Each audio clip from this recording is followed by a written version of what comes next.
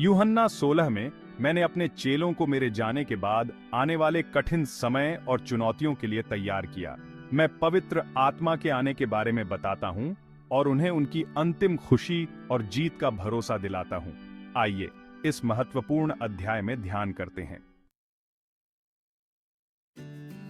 मैंने तुमसे ये बातें बताई हैं ताकि तुम अपने विश्वास को न छोड़ो, क्योंकि तुम्हें सभाघरों से निकाल दिया जाएगा और वो समय आ रहा है जब जो लोग तुम्हें मारेंगे वे सोचेंगे कि वे भगवान के लिए पवित्र सेवा कर रहे हैं।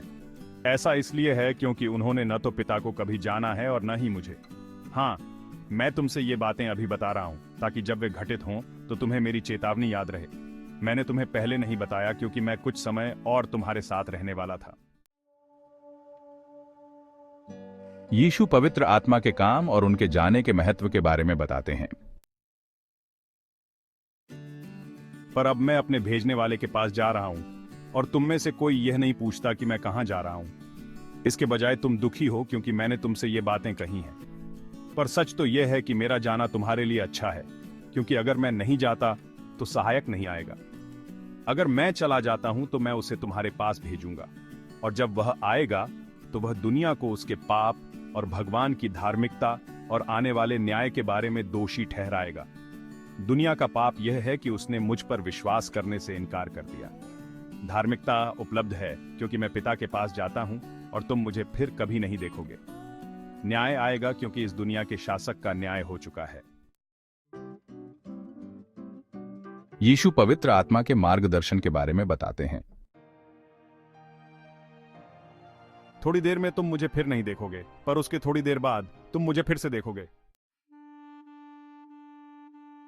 उसका क्या मतलब है जब वह कहता है थोड़ी देर में तुम मुझे नहीं देखोगे पर उसके बाद तुम मुझे देखोगे, और मैं पिता के पास जा रहा हूं, और थोड़ी देर से उसका क्या मतलब है? हम समझ नहीं पा रहे हैं। यीशु उनके भ्रम को समझते हैं और स्पष्ट करते हैं। क्या तुम आपस में पूछ रहे हो कि मेरा क्या मतलब था? मैंने कहा था कि थोड़ी देर में तुम मुझे नहीं देखोगे, पर उसके थोड़ी देर बाद तुम मुझे फिर से देखोगे। मैं तुमसे सच कहता हूं, तुम मेरे साथ होने वाले के कारण रोओगे और विलाप करोगे, पर दुनिया आनंदित होगी। तुम दुखी होगे, पर तुम्हारा दुख अचानक अद्भुत खुशी में बदल जाएगा। यह उस महिला की तरह होगा जो प्रसव पीड़ा झेल रही है। जब उसका बच्चा पैदा होता है तो उसकी पीड़ा खुशी में बदल जाती है, क्योंकि उसने दुनिया में एक नया बच्चा लाया है।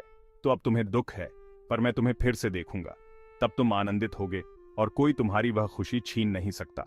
उस समय तुम्हें मुझसे कुछ भी मांगने की जरूरत नहीं होगी।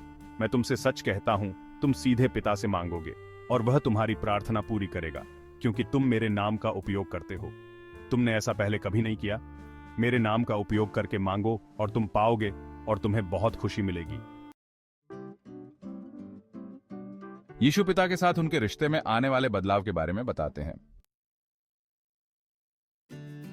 मैंने इन बातों को दृष्टांतों में कहा है, पर जल्द ही मैं दृष्टांतों में बोलना बंद कर दूंगा और तुम्हें पिता के बारे में सब कुछ स्पष्ट रूप से बताऊंगा। तब तुम मेरे नाम से मांगोगे। मैं यह नहीं कह रहा कि मैं तुम्हारी ओर से पिता से विनती करूंगा, क्योंकि पिता स्वयं तुमसे बहुत प्रेम करता है, क्योंकि तुम मुझसे प्रेम करते हो और विश्वास करते हो कि मैं भगवान की ओर से आया हूं। हाँ, मैं पिता से दुनिया में आया और अब मैं दुनिया छोड़कर पिता के पास लौट जाऊंगा। अंत में आप स्पष्ट रूप से बोल रहे हैं ना कि दृष्टांतों में। अब हम समझ गए हैं कि आप सब कुछ जानते हैं और आपसे कुछ भी पूछने की जरूरत नहीं है। इससे हम विश्वास करते हैं कि आप भगवान की ओर से आए हैं। यीशु उनकी नई समझ का जवाब देते हैं और आने वाले परीक्षणों के बारे में चेतावनी देते हैं। क्या तुम आखिरकार विश्वास करते हो? पर वह समय आ रहा है, वास्तव में अब आ ही गया है, जब तुम तितर बितर हो जाओगे। हर एक अपने अपने रास्ते जाएगा और मुझे अकेला छोड़ देगा। फिर भी मैं अकेला नहीं हूं, क्योंकि पिता मेरे साथ है। मैंने तुमसे यह सब इसलिए कहा है ताकि तुम्हें मुझ में शांति मिले। यहाँ धरती पर तुम्हें बहुत से कष्ट और दुख होंगे, पर हिम्मत रखना, क्योंकि मैंने दुनिया को जीत लिया है। इस अध्याय में यीशु पिता के साथ अपने रिश्ते और चेलों के लिए पिता के प्रेम के बारे में स्पष्ट रूप से बताते हैं।